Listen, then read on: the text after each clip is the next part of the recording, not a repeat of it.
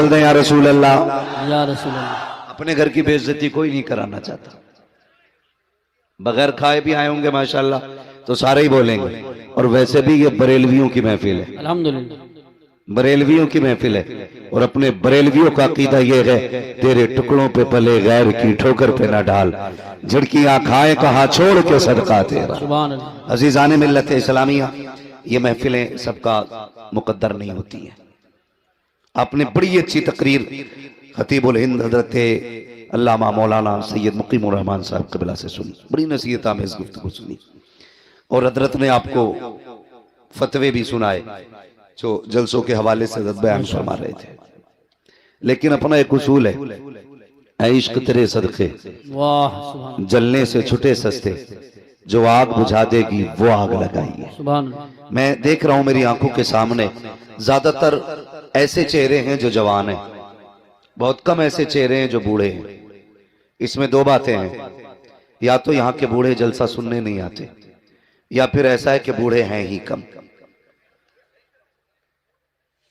अगर बूढ़े कम हैं तो नौजवान मेरी बात गौर से सुने, फिर ये इंतजार न करें कि बुढ़ापे में नेक बनना है। इसलिए कि काले बालों की कसरत बता रही है, अब लोग बुढ़ापे को ज्यादा नहीं पहुंचते। ज्यादातर जनाजे जवानियों में उठते हैं। इसलिए खुदारा बदलें, अपने आप को बदलें। और ये जो सीने में दिल दिया है ना अल्लाह ने, ये बेकार नहीं, इसकी फितरत है किसी से प्यार करना, इसकी फितरत है किसी को अपना बना लेना या किसी का हो जाना। ये दिल दिया ही इसलिए है। फर्क है, इस किसी के दिल में सिर्फ माँ होती है, किसी के दिल में सिर्फ बहन होती है, किसी के दिल में बेटी होती है, किसी के दिल में सिर्फ बेटा होता है, किसी के दिल में सिर्फ बाप होता है, किसी के दिल में सिर्फ भाई होता है, किसी के दिल में उसकी शरीक हयात होती है, किसी के दिल में उसकी महबूबा होती है।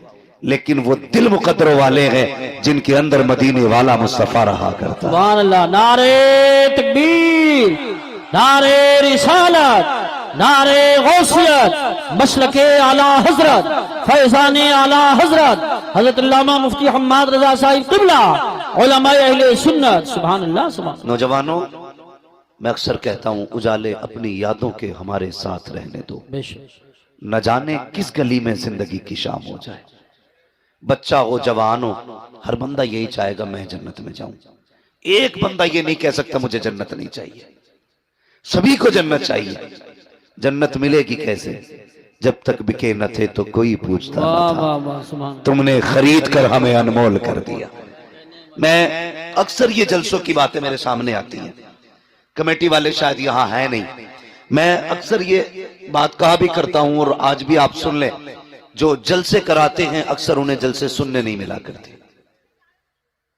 वो मेहमानों को लाने में, ले जाने में, मेहमान नवाजी में, लेटाने में, बैठाने में ही पूरा जलसा निकल जाता है। वो अगले दिन मिल जाए तो यूट्यूब पे अपना जलसा सुनते। बिल्कुल उसी तरह जिस तरह अक्सर बांटने वाले भूखे रहते हैं, उसी तरह जिस तरह घर बनाने वाले टपकती छतों में रहते हैं, उसी तरह जलसे कराने वाले अक्सर जलसों में नहीं बैठ पाते। मेरी तो दुआ है ये जहां भी हो ना, कमेटी वालों एक बात याद रखना, मैं शायद किसी का नाम लेके किसी को इज्जत दे जाऊं और कोई मेरी नजरों से ओझल हो जाए, लेकिन एक हमारा महबूब ऐसा है जिसके प्यार में हमने ये जलसा सजाया है। कोई नाम ले ना ले, वो मदीने वाला सबके अपने नाम भी जानता है, सबके बापों के नाम भी जानता है, कौन किस खानदान से ताल्लुक रखता है हुजूर वो भी जानते हैं, किसने किस दिल से ये महफिल सजाई है आका को वो भी खबर है। दो तीन बातें कही जाती हैं जिनसे तकलीफ होती है। नौजवानों, बात सच्ची हो तो आपका साथ चाहिए, वरना जरूरी नहीं है 365 दिन में 400 तकरीरें करता हूं, जरूरी नहीं है हो का यही निकाला जाए। बात सही हो तो तस्लीम की जाए। बात कही जाती है इतने जलसे हो रहे हैं, कोई नमाज ही नहीं पढ़ रहा है, क्या फायदा जलसे कराने से? अगर हम में से किसी के जहन में एक बात हो तो ये बात जहन में डाल लें। पहली बात तो हम जलसे इसलिए कराते हैं जब हमें हुजूर की याद आती है और जी चाहता है कोई उनकी जुल्फों की बात करे, कोई उनके लबों की बात करे, कोई बताए उनकी निगाहें कैसी थी, कोई कहे वो कैसे चलते थे। हमारा जब जी चाहता है कि हम उनको सुने तो हम जलसे सजा लेते हैं। इसलिए नहीं कि यहां दरसगाह लगी है, इसलिए कि यहां बैठ के कोई मदीने वाले की बातें सुनाए। और जब मदीने वाले की बातें होती हैं, खुदा की कसम एक दिन नहीं बल्कि बरसों तक दिल हुजूर के इश्क में झूमा करता। सुभान अल्लाह, माशाअल्लाह। एक वजह। दूसरी वजह हमारे जलसे सजाने की ये भी होती है, दूसरी वजह ये भी होती है कि हमारी कौम ये जो मदरसों में अब नहीं जा सकते, जिनकी उम्रें 40 साल हो गई हैं, 50 साल हो गई हैं, और ऐसी कमियां जो किताबों में नहीं है, जो दरसी किताबों में जिनकी सलाह नहीं मिलती है, जदीद दौर जदीद खुराफात है, तो उन खुराफातों को हमारे उलमा इकराम नजर में रख के, जो लोग मदरसे में नहीं जा सकते, एक दिन हुजूर की महफिल में बुला करके उन बातों पे गुफ्तगू कर लेते, जिससे रब के फजल से हम इतना मानते हैं कि 70% लोगों के दिलों का मैल साफ हो जाया करता। सुभान अल्लाह, सुभान अल्लाह, माशाअल्लाह। ये जो लोग कहते कुछ नहीं मिलता जलसों से, मैं ताहिर भाई चले गए किशनगंज के एक ऐसे इलाके, एक गांव में गया, नाम नहीं बताऊंगा, जहां पे लोगों ने ये कहा कि हमारी 3 पुश्तें गुजर गई, अभी तक यहां जलसा नहीं हुआ। कितनी बोले? कितनी? सारे नहीं बोल रहे हैं अभी, फिर वही बात हो जाएगी, फिर पूछ लूंगा कौन रोटी खा के आया। आज मैं अपने इलाके में बोल रहा हूं, कितने? 3 पुश्तें गुजर गई, जलसा नहीं हुआ। बोले पहली बार तुम्हें गांव वालों ने बुलाया। मैंने कहा क्यों? बोले तुम्हारी बातें अच्छी लगी। कहने लगे जलसा ना होने का नुकसान इतना बड़ा है कि हमारे गांव में आज भी पीपल की पूजा की जाती है। ये पिछले साल की बात बता रहा हूं मैं। उन्होंने कहा आज भी होली दिवाली पे हमारे यहां मुसलमानों के घर पूड़ी बनती है, आज भी किसी घर में बच्चा पैदा होता है तो फला मंदिर पे चढ़ावा चढ़ा के। तुम पूछते हो क्या फायदा जलसों से? खुदा की कसम खा के कहता हूं, आज जो इश्क़ रसूल की शमा जल रही है, ये 90% जलसों की वजह से है। नारे तकबीर, नारे रिसालत, नारे गौसियत, मसलके आला हजरत, फैजाने आला हजरत हजरत अल्लामा मुफ्ती हम्माद रजा साहिब क़िबला। एक मर्तबा इधर जाना हुआ राजस्थान, तो किसी मजार से हाजिरी के बाद नहीं, जलसे के बाद पलट रहे थे। जलसे से वापस हो रहे थे हम लोग, तो जो लोग गाड़ी में साथ थे उन्होंने कहा था चाय पी लें। यहाँ पे एक अजहरी नाम से ढाबा बना था, कहने लगा ये मुरीद भी ताजुल शरिया का है, बोले एक कप चाय पी ली जाए। मैंने कहा क्यों नहीं यार, चलो। 3 बजे थे जब उस टेबल पे जाके हम बैठे ना चाय के लिए, तो वो बंदा भी आ गया जिसका होटल था, लेकिन एक वेटर जो चाय लेके आया ना, वो मुझे देखता रहा। उसने कहा रब का शुक्र है आज अल्लाह ने मेरी सुन ली है। मैंने कहा बात क्या है?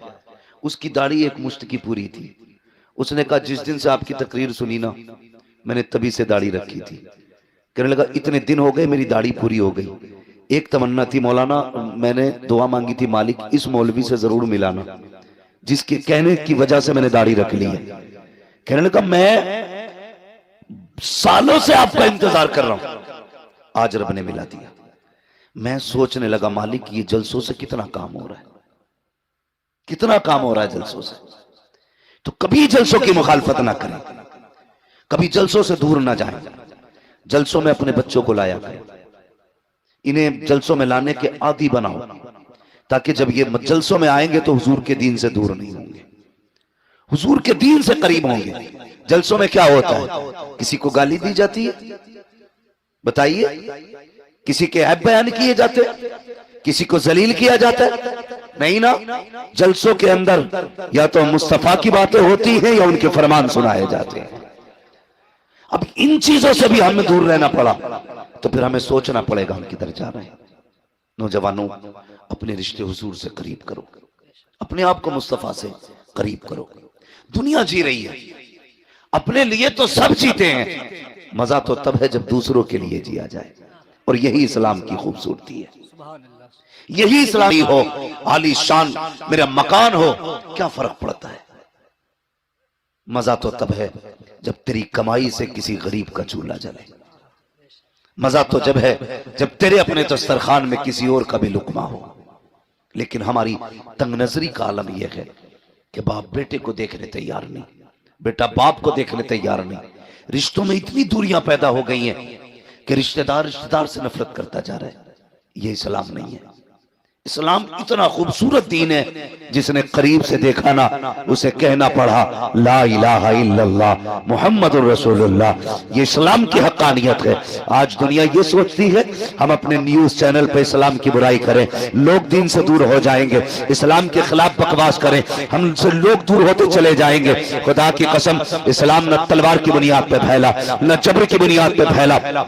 इस्लाम के फैलने की वजह सिर्फ ये थी कि इस्लाम के अंदर हक्कानियत थी, सच्चाई की खूबसूरती थी। और कितनी खूबसूरती इस्लाम के अंदर है। आज अजीजाने मिल्लत इस्लामिया, रमजानुल मुबारक का मुबारक महीना है, 11वीं शरीफ का महीना आने वाला है। कितने अमीर अपने घरों के अंदर लंगर करेंगे, कई घरों से बिरयानी बनेगी, लेकिन आलम यह होता है गरीबों को जलील बना करके लंगर खिलाया जाता है। सेठ साहब कुर्सी पे बैठे होते हैं, जिसे चाहते हैं धक्का दे के हटा दिया जाता है। खुदा का वास्ता, भले लंगर करना या ना करना, लेकिन किसी को दुख ना देना, किसी को तकलीफ ना देना, किसी की इज्जत नफ्स को मजरूह ना करना। हर गरीब की अपनी इज्जत होती है, अगर खिला सको तो इज्जत से 2 लुक़मे खिला देना, वरना ऐसे ऐसे मुर्ग मुसल्लम का क्या फायदा जो किसी को जलील करके खिलाया जाए। अल्लाह अकबर। यार कभी गरीबों को भी इज्जत दे के देखा करो, अल्लाह दिल को कितना सुकून दिया करता है। लोग ये चाहते हैं इस्लाम की बुराई करेंगे, इस्लाम के अंदर बुराई है ही नहीं जो तुम तलाश करते हो। तुम कहते हो इस्लाम ने आतंक फैलाया है,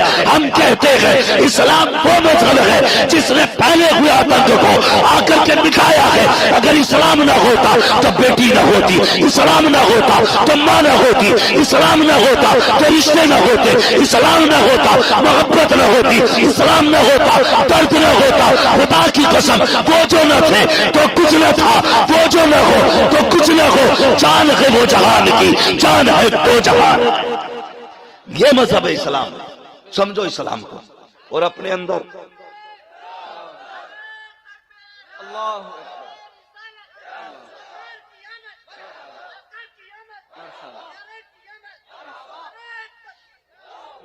दूसरों के लिए जीना सीखो, दूसरों के लिए। हमारी तंग नजरी कितनी है, तंग नजरी। बुरा ना मानिएगा, बहुत गौर से मेरी बात सुने। हमने अक्सर ये देखा है, आज बीमारी आम है, बीमारी आम है, इतनी बीमारी बढ़ती जा रही है, हर घर में 1-2 लोग बीमार हैं इस वक्त। अल्लाह ताला इस मोहलिक मर्ज से मुस्तफा की उम्मत की हिफाजत फरमाए। भाई ये हालात है बीमारी के।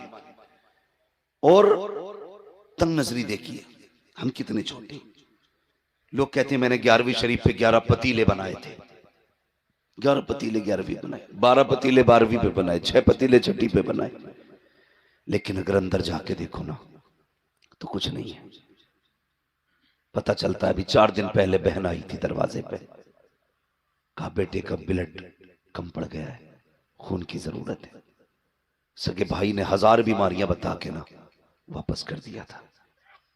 इतनी तंग नजरी हमारे अंदर।